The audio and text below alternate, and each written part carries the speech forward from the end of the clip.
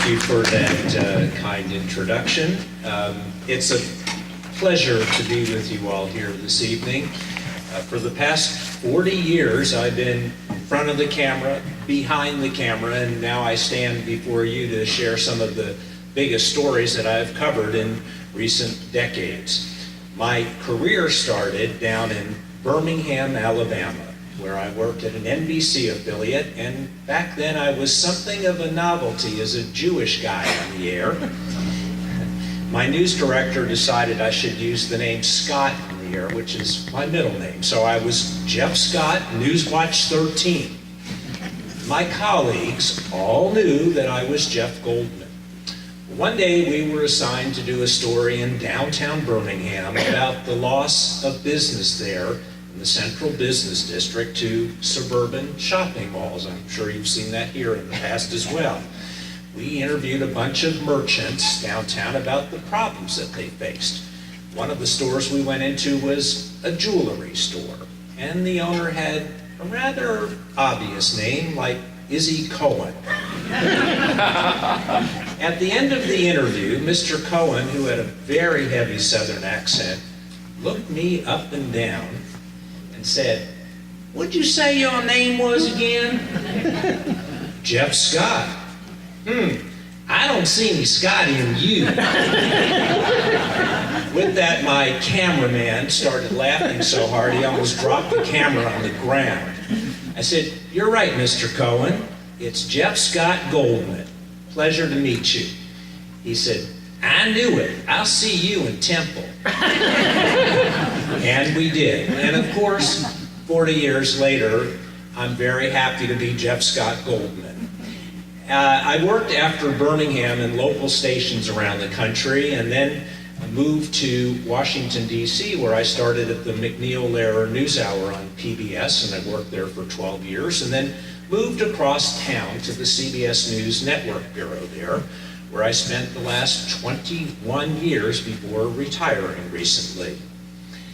I've had the honor and privilege of covering 6 American presidents, starting with the second term of Ronald Reagan. You know, each president was, of course, unique to cover. Some got along with the press rather well, some not so much, as we see today. In fact, I covered President-elect Donald Trump in his transition to the presidency. I was dispatched up to New York to the famous Trump Towers to stake out the elevator banks there, where I saw people coming and going, vying for position in the new administration. One of the first people in the doors to the Trump Towers to see the president-elect was Alabama Senator Jeff Sessions. I called out to Senator Sessions, "Would you take a job in the administration?" He said he'd be delighted to. And of course, he's now the Attorney General. I had almost daily interaction with the likes of Kellyanne Conway, who couldn't get enough of being with the press. Not so much with son-in-law Jared Kushner or Steve Bannon.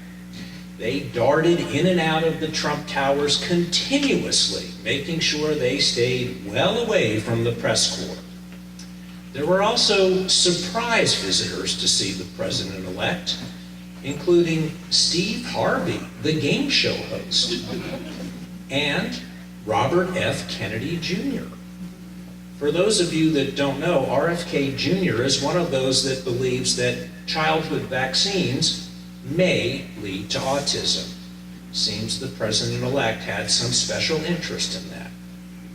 It was during the campaign that I saw then candidate Trump start attacking the press verbally. I didn't witness it firsthand, however, because I was with President Obama, who of course was out stumping for Hillary Clinton.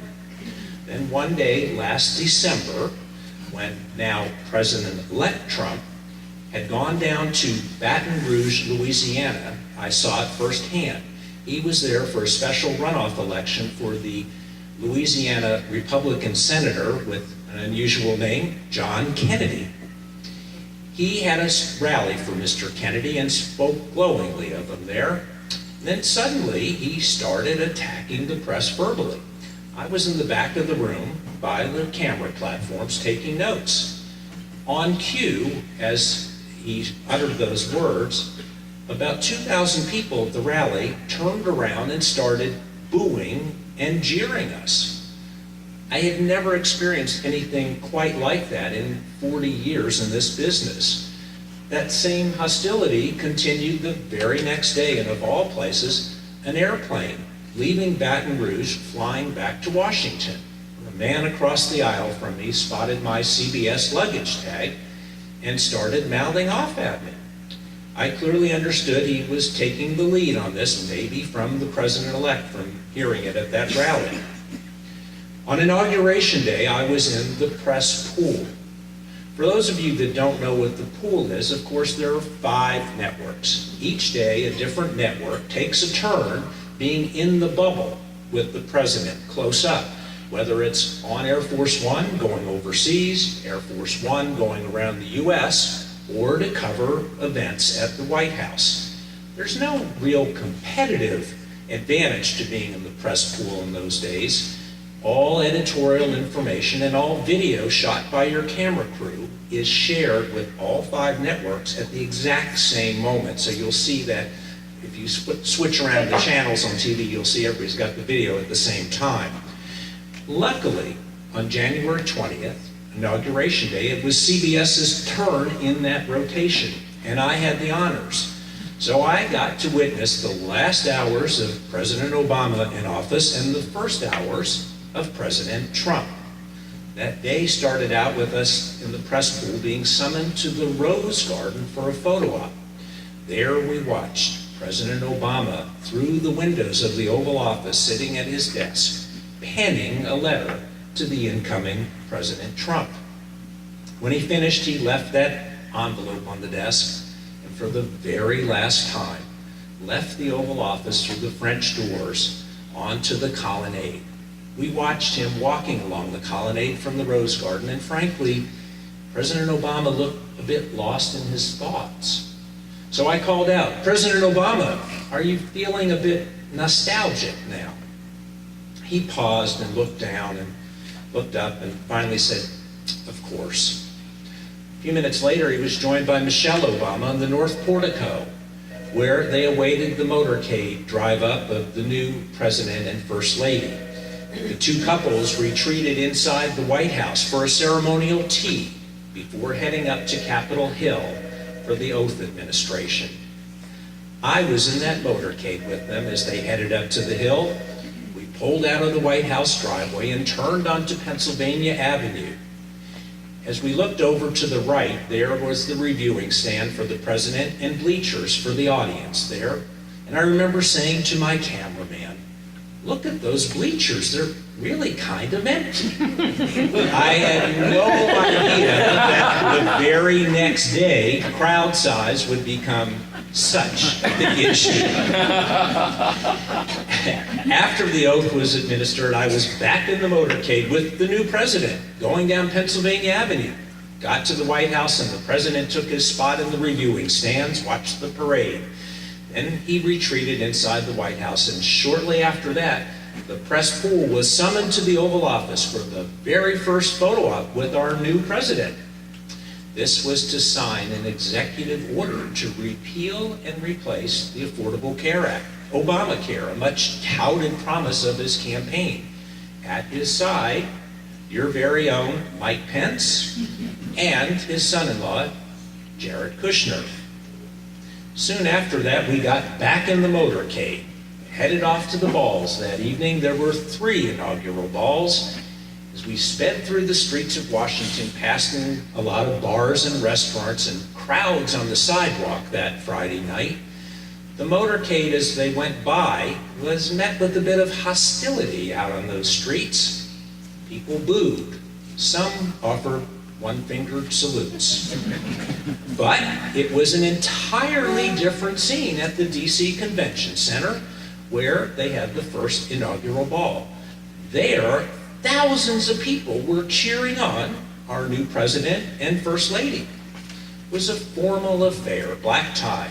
The press was even requested to dress accordingly, and we did. So there I was in front of the stage in my tuxedo, crouched low to make sure I didn't block the view of the people behind me who were there eager to see the new president. The president started off his remarks with glowing remarks and comments about the victory and what lay ahead.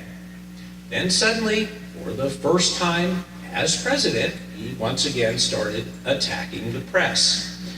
So I'm sitting there taking notes on the floor, my tux, and I looked up at the crowd behind me. They were staring at the members of the press pool with a look of contempt and disdain.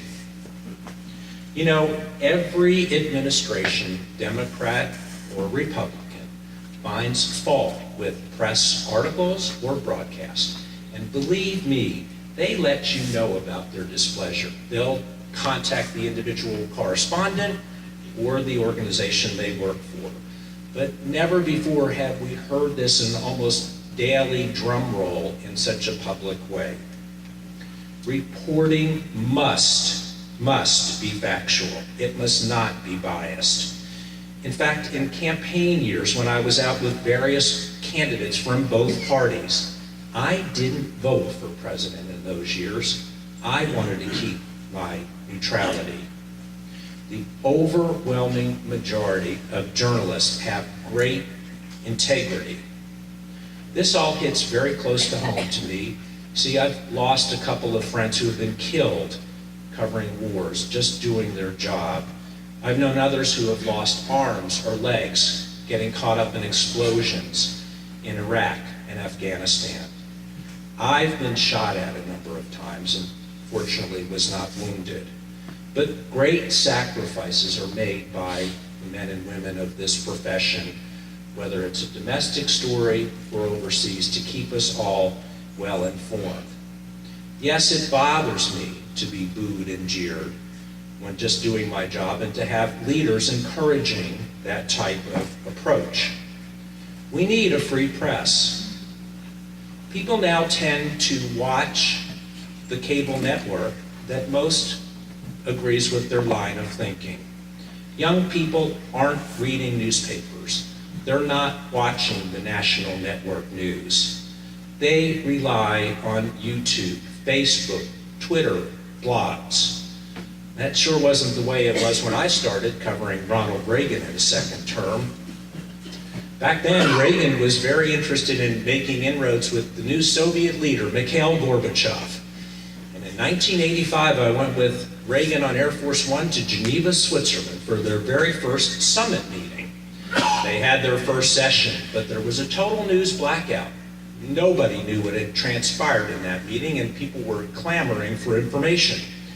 At that time, I had heard that Jesse Jackson was in town with a group of human rights activists, and they had gone over to the Soviet consulate there. So I grabbed a camera crew, and we went over there to see what it was all about. We were the only Western press there. Suddenly, Jackson and the group, along with us, was invited into that consulate. We got inside, I thought, oh, they're probably going to offer up some low-level official to Jesse Jackson. After about a minute standing in the reception area there, suddenly the doors fling open, and in walks Mikhail Gorbachev himself. I knew we'd have a network exclusive there. For 45 minutes, Gorbachev talked to Jesse Jackson and the group, with us standing there and cameras rolling. I called out to Mr. Gorbachev, how are you getting on with Reagan? What's transpired in this first meeting? Through a translator, he said, we are for open doors. This was the new glasnost, a new era of Russia. I left that consulate running through the streets of Geneva with videotape in hand, back to the International Press File Center. When I got there, my bosses for the McNeil-era NewsHour were pontificating about who to book as a guest on the show that night to discuss ad nauseum this important first meeting, I should say. I interrupted and I said, hey, I just got an exclusive with Gorbachev on tape. And their jaws dropped open. They couldn't believe it. Soon, all 5 other commercial networks got wind that we had this tape, and they were clamoring for it, I can assure you. Ronald Reagan was a look-good, feel-good president. He could deliver a marvelous teleprompter speech, and he had a great sense of humor. But sadly, near the end of his second term, he had great difficulty fielding impromptu questions. I was suspicious then, but I, in hindsight, think that maybe that was the beginning of the Alzheimer's struggle. Of course, it wasn't acknowledged until 4 years after he left office that he had that terrible disease. Of course, he was followed by George H.W. Daddy Bush. He was one of the first vice presidents to become president. And he had one of the most impressive resumes going into the office of presidency in our lifetimes. But most will remember him for the following words: "Read my lips, no new taxes," and perhaps the Gulf War. As a foreign affairs producer for the McNeil-Lehrer NewsHour back then, I was dispatched to Baghdad to get interviews with Iraqi leaders about why they invaded Kuwait and took over that sovereign country. It was a very dangerous time to be in Baghdad.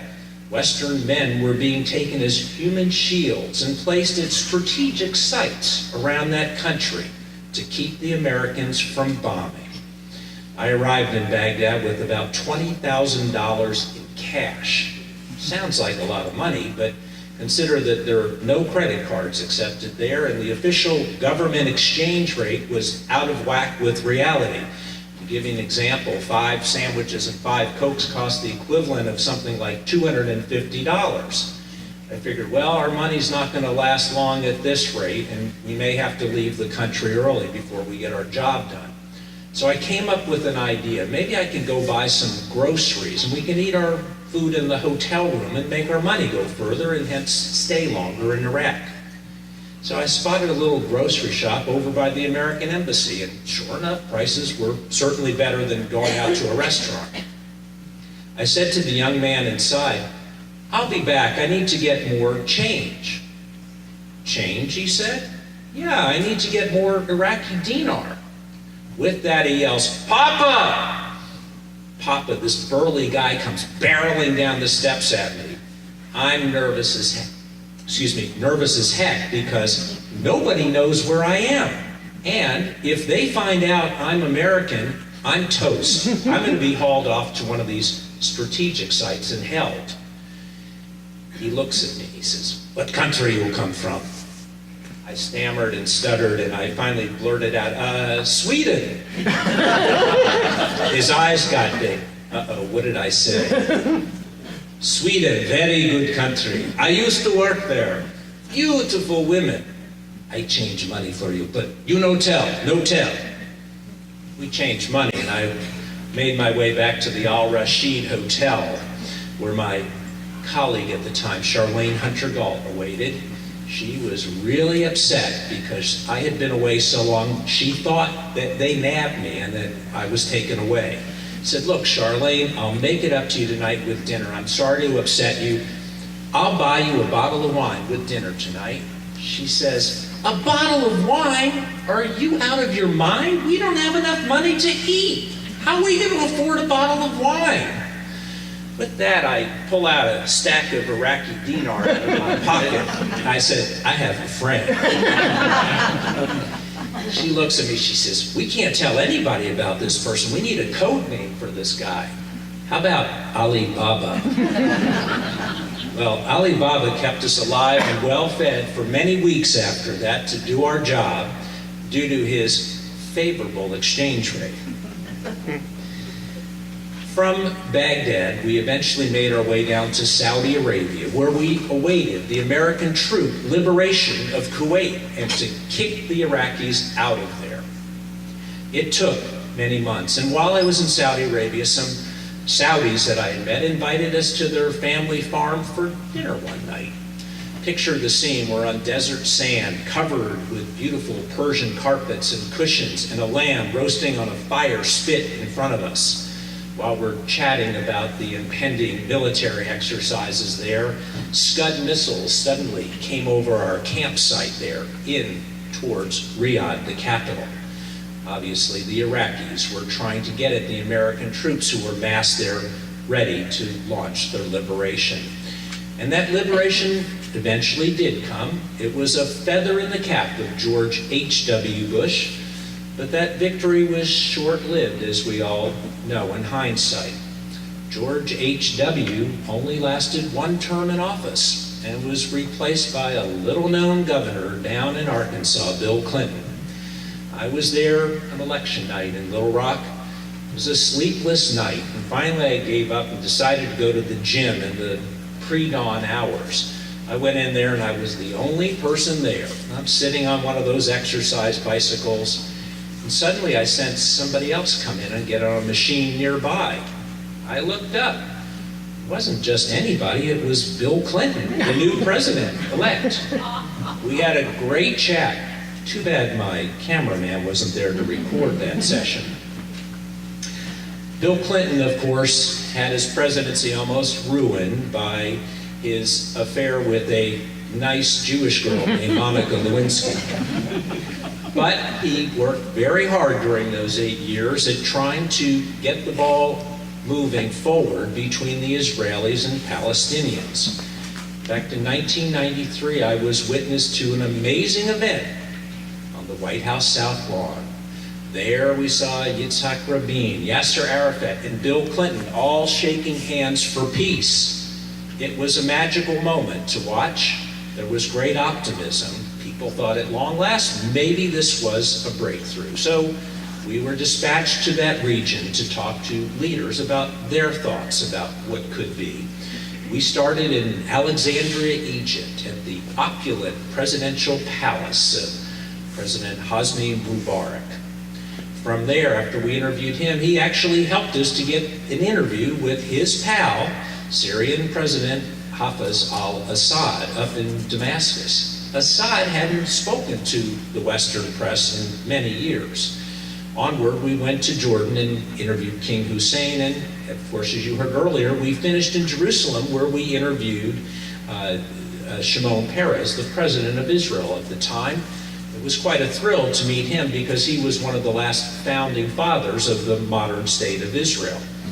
After 8 years, Clinton, of course, got Israel to sign on to a peace deal, but that wasn't the case with Yasser Arafat. Among other things, nobody was agreeing to him getting the Palestinians' right of return there. So here we are, 24 years later. What's changed? Frankly, not much. Next up in trying to deal with that region was George W. Bush. At the time, Israel was about to give back the Gaza Strip to the Palestinians and parts of the West Bank. So we went to the Gaza to talk to Israeli settlers there and the local Palestinians. The Israeli settlers, of course, were very upset about this development. Many of those that we interviewed had been uprooted once before.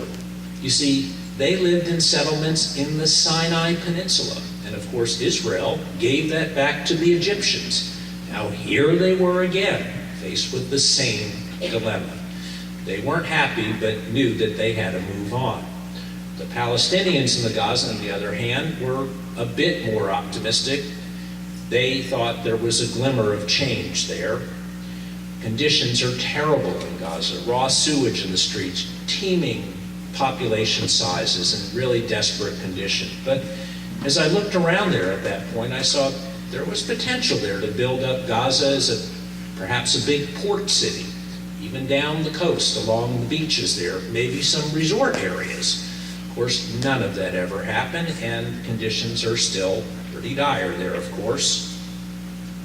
It was also during the George W. Bush administration that I covered the Iraqi war for CBS that was brought on by the September 11th attack on America. I was at the White House that morning and watched the TV monitors. I saw the Twin Towers crumbling before my eyes. I had no idea that a few minutes later, down the road and across the river, the Pentagon would come under attack. Suddenly, the Secret Service came running into the press room, ordering us to get out now, run. We ran out of the White House, out the Northwest Gate into Lafayette Park. There I spied people leaving from other office buildings in that area, desperate to get back home to their loved ones. It was a terrible day in Washington, a terrible day in New York, and I'm sure it was a terrible day in Fort Wayne. Later, I went to Ground Zero on a pool trip with then Attorney General John Ashcroft and Robert Mueller, the newly appointed FBI director. Don't forget, he had only been in that post for 1 week at that point. And now, of course, he's in the news, in fact, today. When we got to Ground Zero, I stood next to them, next to the still smoldering steel infrastructure of what once had been the World Trade Center towers. Workers nearby were furiously sifting through rubble there, looking for anything they could find. We then went over to a secret FBI garage location on the west side of Manhattan that was set up as a nerve center by about 1,000 FBI agents and others, looking for clues as to who perpetrated this heinous act on America. When those briefings were over, we boarded helicopters and flew over Ground Zero, round and round, looking straight down at that site. It's an image I will never get out of my mind. On the way back to Washington on that same FBI jet, Attorney General Ashcroft sat there silently. But Robert Mueller, the FBI director, looked at me and one other fellow and said, off the record, I just need to talk about what we just saw. I paused and I said, Mr. Director, we were all very, very moved by those images. Soon I was back to the Middle East when Congress declared war in Iraq. This time I was sent to Kuwait for 5 months, where I covered the lead up to the war and the war itself. I reconnected with a Kuwaiti businessman there who I'd met in the first Gulf War when I spent time there. He used to invite me to his men's clubs meetings several times a week, in fact, and they may be similar to men's clubs that the temple here perhaps host. Women there had their own meetings, maybe similar to sisterhood meetings. His group were all educated Kuwaitis who went to university in England or the United States. They were doctors, lawyers, business people. They discussed everything: the impending war, politics, and much to my surprise, they brought up Israel. They were quite okay to leave Israel alone, trade with them. After all, business is business.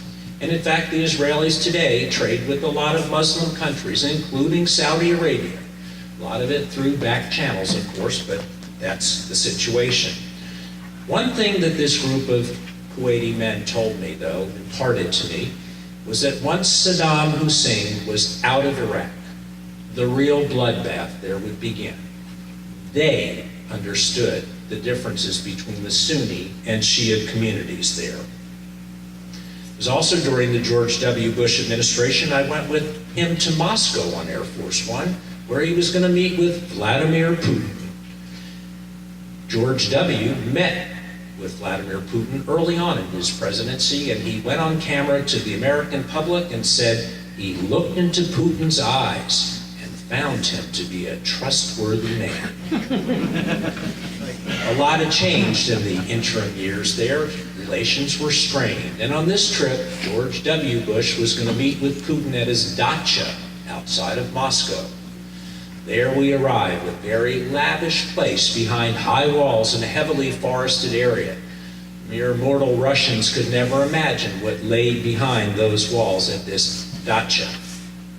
I was in the press pool at that photo op with the two leaders seated in front of a fireplace. After the cameras started snapping, I called out to President Bush, "Mr. President, do you still trust President Putin?" With that, the Russian press handlers did not like that question and immediately hauled us out of that room. So as I was being led away, President Bush looks over, craning his neck from his chair, and says, "Nice try." With that, Putin started laughing because he clearly understood. It was in President Bush's last year in office, he went to Israel on the 60th anniversary of that nation. There I was, standing next to Air Force One on the tarmac, watching this welcoming ceremony. I had seen ceremonies like this all over the world in many countries, but this was kind of special, reflecting and thinking about all the accomplishments that Israel had made in its first 60 years of existence. In 2008, Barack Obama became the first minority president in this country, and he too tried to pick up the pieces in the Middle East. I was with him on one of his first secret trips to that region, unannounced.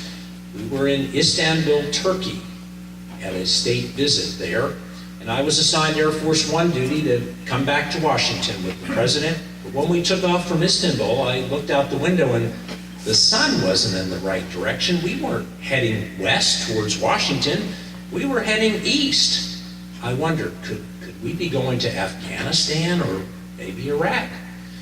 I wanted to check the Air Force One positioning on the TV monitor and the screens there, but the military turned them off, of course, to keep operational security. So for about 90 minutes, we flew east. Suddenly, Air Force One veered to the right or south. I looked out the window and I saw a great river below. I thought, that could be the Tigris or Euphrates, maybe. We must be going to Iraq. After a while, Air Force One lowered in altitude and the military put it into what you would call a corkscrew landing. I understood that was to avoid anti-aircraft fire or perhaps a surface-to-air missile. Obviously, Air Force One would be a mighty tempting target on the horizon there over Iraq. Just before landing, the press secretary rushed back to the press cabin, and said that President Obama was going to meet with the Iraqi leadership in the so-called Green Zone, the heavily fortified part of Baghdad, and then talk to American troops. When we landed, plans had to change. Suddenly, on the ground, we were enveloped in an unbelievable sandstorm. It looked like something from a Hollywood special effects movie. You couldn't see that far in front of your face. Marine One and the other choppers couldn't take off in those conditions, so the Iraqi leadership had to come out to Camp Liberty to meet with the president there. You know, President Obama and other presidents before him have taken a lot of ceremonial trips, like the time he went to England with Michelle Obama to meet the Queen. Michelle Obama created quite a stir there, a royal faux pas and protocol when she hugged Her Majesty. The British press had a heyday with that, but the Queen didn't seem to mind a bit. There were poignant trips that Obama took, like to Normandy on the 70th anniversary of D-Day. There I watched President Obama and the other leaders there walking through row upon row, thousands of grave markers in those cemeteries there. You couldn't help but get choked up with emotion looking at that and seeing how they, the leaders, were moved by it also, thinking about the sacrifices that were made by the young men in time of war. When President Obama and the others left, I took the opportunity to go in that same cemetery, all alone, walking through the rows. Only when I walked through the rows, whenever I saw a Star of David marker, I stopped, and per tradition in Judaism, I put a stone on that marker, thought about those sacrifices and that the fact that maybe their families had never been able to visit their loved ones there. You know, I've covered 6 wars and military incursions around the world, both Gulf Wars, the war in the Balkans, Somalia, the ousting of Manuel Noriega in Panama, and the Civil War in El Salvador. There are so many stories that were frankly hard to witness, like the aftermath of the tsunami in Thailand, where I toured with then Secretary of State Condoleezza Rice. And I'll never forget Haiti, the aftermath of that earthquake that actually killed an estimated 160,000 people. I was one of the first reporters in there because we flew in with the search and rescue team from suburban Washington. When we got on the ground, we saw thousands of bodies laying in the streets there, people desperately looking for loved ones, children unaccompanied in the streets looking for their parents. It was very hard to see. One glimmer of hope. I saw an Israeli plane land there with teams of doctors and nurses setting up mobile field hospitals there to help the survivors. Israel, in fact, was the first country in there after the United States to help out in that terrible disaster. For those of you here, Federation may know that Federation of North America helped tremendously in sending aid money to disasters there in Haiti, to the hurricanes in Texas and Houston and Louisiana and Florida and the Caribbean. It's an effort that we should all be very proud of and support, because I've seen what they've done firsthand. You know, living conditions in Haiti were terrible for the people and for those of us covering it. Very little food, very little water, no bathing, of course, oppressive heat. After about a week there, Hillary Clinton, Secretary of State, came in to survey the situation there. CBS asked me to go interview the secretary. When she saw me, she extended her arm to shake my hand. I said, "Madam Secretary, trust me, you do not want to shake my hand." She looked at me kind of quizzically, and I gestured to my torso and my hands and every part of my body. I said, "Look at me, I'm covered in schmutz." She started laughing and understood and backed away. Haiti wasn't the only place that experienced terrible conditions for the people there. In Somalia, the starvation of the population there by clan warfare. Another very difficult place to work with no food, no water, and it was dangerous. People had weapons there, and we didn't. The American Army came in there, saved the day. They got the food supply chain going again and stopped the starvation. It was a great mission for our military until it all came to a hard stop. When something you may remember happened, Black Hawk Down. An American military helicopter was shot down and the servicemen killed in that, their bodies dragged through the streets of Mogadishu. It was a terrible thing. Soon, the American military left Somalia, and all these years later, it's still in chaos, of course, as we've seen those terrible bombings there, people killed. I've also been to the Balkans in the aftermath of the genocide there. Nearby European countries did nothing to stop the bloodshed. It was the American military, once again, who came in and stopped the killing of the Muslims there. I was sent to Tuzla, Bosnia, which is the second largest city after Sarajevo. Was there for 2 months, and there was a strict curfew there. You couldn't go out at night anywhere, lockdown, except for Christmas Eve. They lifted the curfew that night. A colleague of mine asked me if I wanted to go to Christmas Eve services with him there at the one church in town. Population there was about 98% Muslim. We got there and it was teeming with people, mostly young people.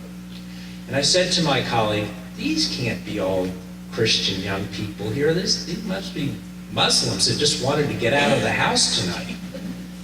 Suddenly, 2 young men in front of us who spoke some English turned around and said, "Yeah, we are Muslim. And that's exactly right. We wanted to get out of the house." One decided to practice his English with me, and he says, "Tell me, are you Catholic or Protestant?" I said, "Actually, I'm Jewish." His eyes got big. He says, I never met a Jewish before." I said, "Well, now you have, and my name's Jeff. Nice to meet you." He paused, and a few moments later looked up at me and he said, "Tell me, is it true that Jews have all the money?" I said, "No." I couldn't imagine where he got that from. There hadn't been Jews in that part of the Balkans for decades. This must have been passed on generationally. It wasn't the only time I experienced anti-Semitism while working overseas. In Lithuania, in 1990, I went there to cover the first free parliamentary elections there when that country broke away from the Soviet Union. We covered a candidates forum. There were about 9 candidates. Ironically, one of those candidates was a Lithuanian Jew, which was pretty amazing considering that back in pre-war time, Vilnius, or as it was called then, Vilna, had a Jewish population of about 100,000 people. Now there were less than 3,000. At the end of that session with the forum, we interviewed people there about their thoughts about this new democratic process, free elections. They didn't talk much about that. One person after another started ranting about how they wouldn't vote for that Jewish guy. The Jews this and the Jews that. I stood there in shock. My heart sank because I'm the son of a Lithuanian Jewish mother whose family was killed there in World War II. In fact, recently I went back with my mom to Lithuania. While there, I found out that in spite of those terrible things said about that candidate, he was actually elected as a member of parliament. 27 years later, he's still in and very prominent there. On that same trip, I went with my mom to her hometown of Trakai, which is a beautiful place with a series of lakes, sailboats, a castle on an island in the middle of that lake. But sadly, there in 1941, our family was murdered there. Not by the Nazis, but by the locals. About 2 kilometers out of town, we found the place where it happened, a mass grave in a forest, where I learned that 1,466 people were killed there. Of that number, almost 600 children, our family included. We stood there all alone in that forest, and we said a prayer for the dead called Kaddish. Then I watched my mom pick up a wildflower and place it on the marker there, and she spoke to the marker in Yiddish, which was the language that she spoke as a little kid there. And she said her name, and that she had come back. Sorry. It was very hard to watch that. You know, anti-Semitism and rise of Nazi party groups around Europe is really on the increase. But we have to remember here that in the States, things like Charlottesville, Virginia this past summer, and Tennessee the past few days, terrible things have happened. We've heard mixed messages from the top about what's right and what's wrong. Going forward, we have to be on the lookout for those kind of things, as it's an increasing problem.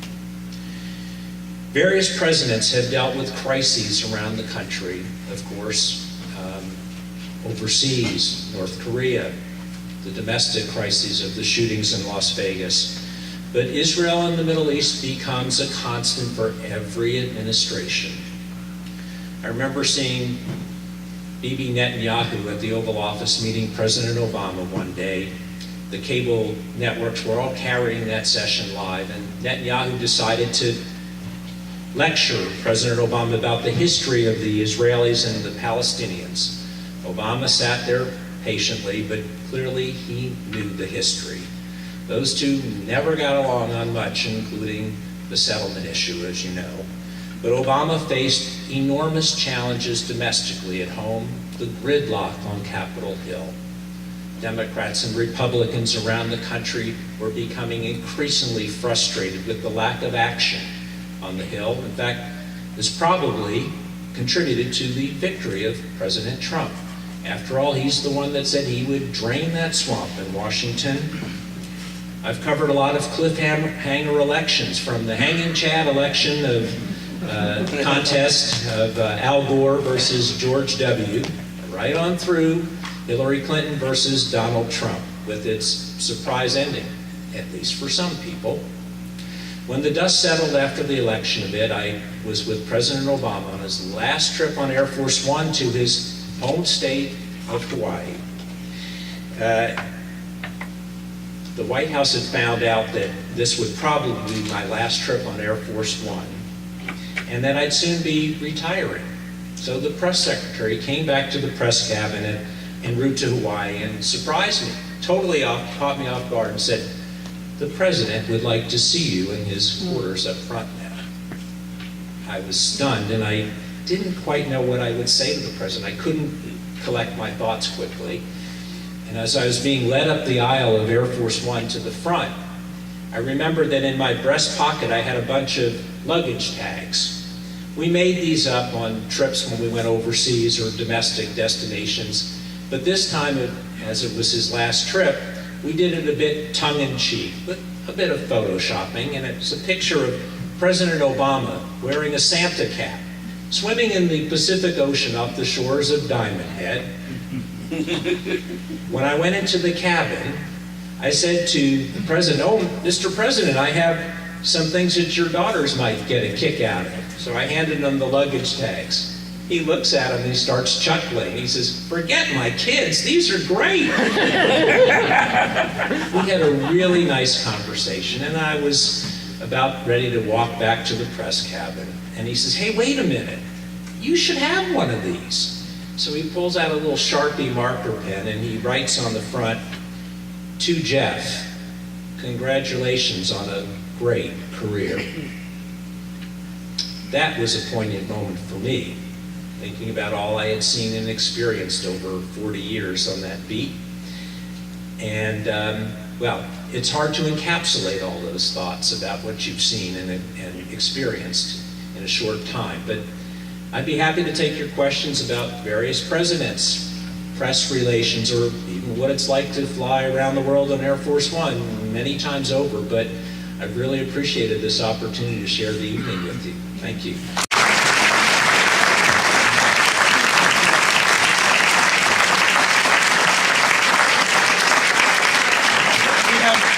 We have about 5 minutes for some questions, so, Tony?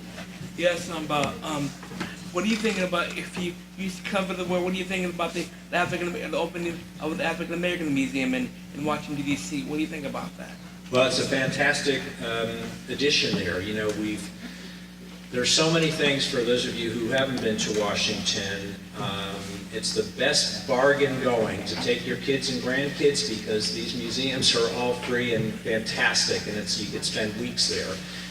The African American Museum is absolutely fascinating. For those of you that may have visited the Holocaust Memorial Museum, it's a similar architectural design inside where you maneuver from one period of history to another. It is those two museums, the Holocaust Museum and the African American Museum, are the two hottest, things to get into in town, actually. And they're very, very moving to see. Really unique museums. And all of the Smithsonian's unique, but those are really done in a fantastic way. And, people line up. I went to see it the 1st of May, and I had to go online at the opening bell at 8 a.m. 2 months before to get those tickets to see it. And it's really marvelous architecture, and it's very well done. But we're running out of space in Washington because they're building more and more monuments and museums. But I'm always very proud to show friends from the States and abroad Washington, because there's so much to experience there, and there's so much in terms of education to climb onto. So come on and visit. I'll show you around. Thank you. Sure. Just a question, in your 40 years, if you turn on the TV tomorrow morning at 7 o'clock, Yeah. it's like 2 different countries. Yeah. You have MSNBC, Right. like that, and Yep. you have Fox. Has that ever been that way before? No.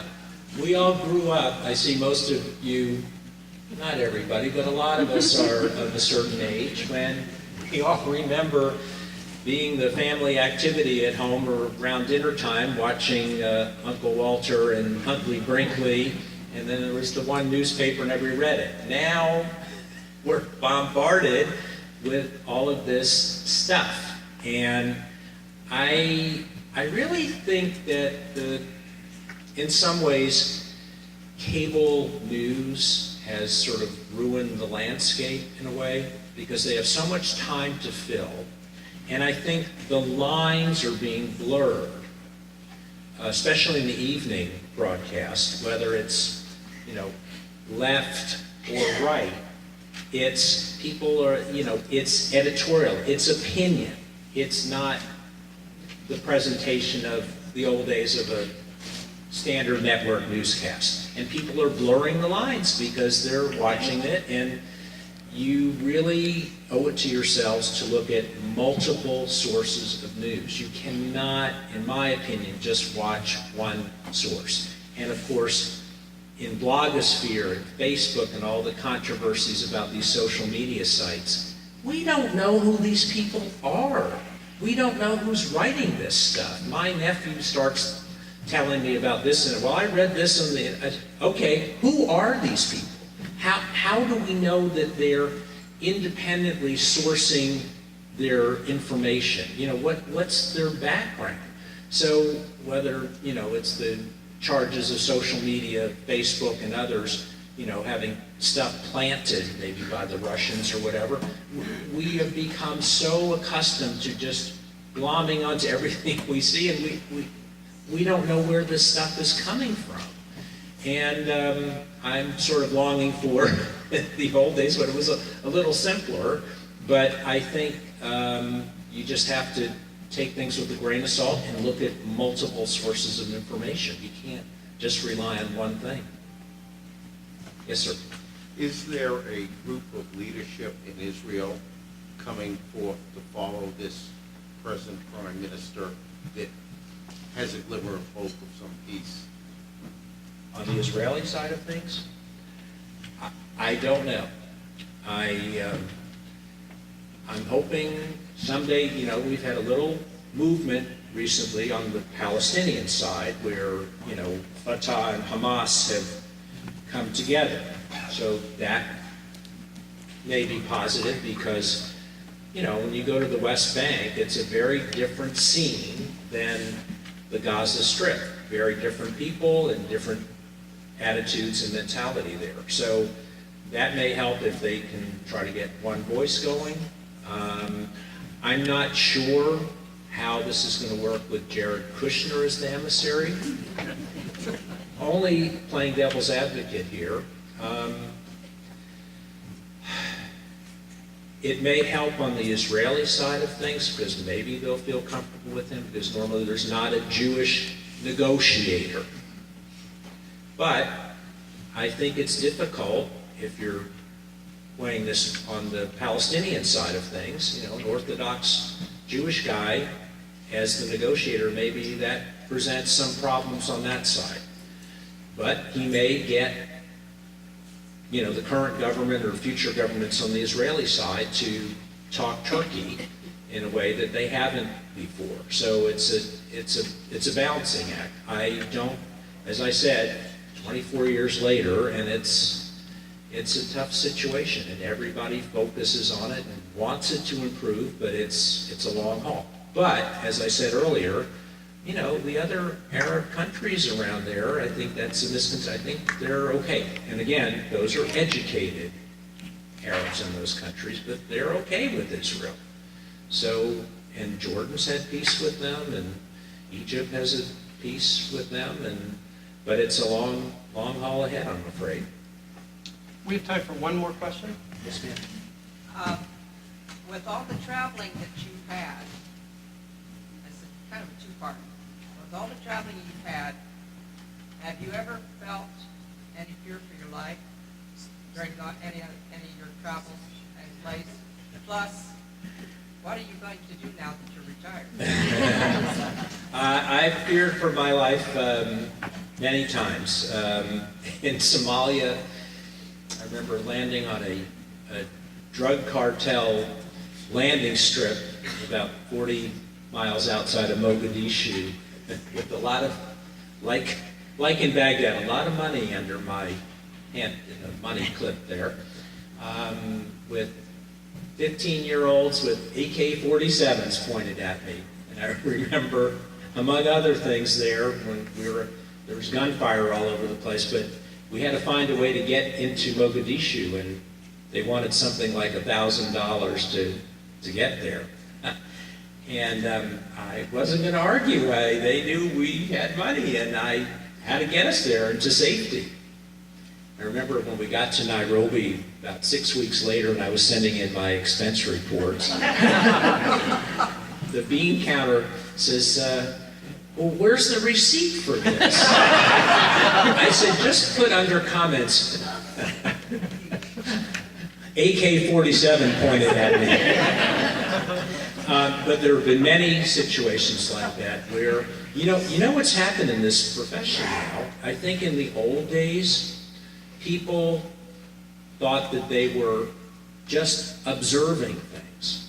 They weren't part of the story. And now, as I mentioned, people that I've known that have been killed and maimed in these bombs, everybody's at risk now. I think, of course, that's happened in Vietnam era and World War II and Korea. But I think, for years and years, you just think you're invincible. You're just watching this stuff happen. And as far as my future, I've just started doing these talks around the country to some Jewish Federation groups, and I did one with Rotary International down in Louisiana. And it's been a marvelous experience getting out of Washington to real communities out there who have different thoughts about things, and it's been great. A few other people, mostly friends and relatives, of course, said, well, shouldn't you write a book about some of this stuff? But that's another project that I'll consider. But so I've been having a good time, and it's nice being in the slow lane for a little bit. So I'm happy with that. But it's been a really great time. One service announcement: if you own a dark gray Prius with environmental plate EN. Wait, a Prius with environmental tax? With environmental plate EN4218, your lights are on. Not for long. Not for long. So, let's thank our speaker again. Thank you very much.